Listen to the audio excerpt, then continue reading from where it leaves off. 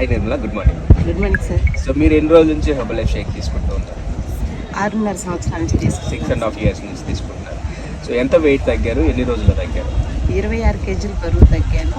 And without life nutrition and coach సపోర్ట్తో సిస్టంలో ఉండడం వల్ల 6 నెలల్లో 26 kg హెల్తీగా వెయిట్ లాస్ అయ్యాను.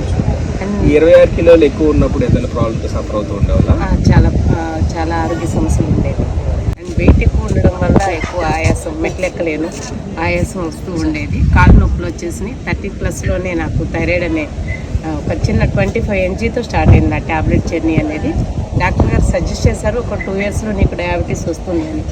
ఫుడ్ హ్యాబిట్స్ మార్చుకోవాలి, వాకింగ్ చేయాలి అని చెప్పారు. వెయిట్ తగ్గమని మెయిన్గా చెప్పారు.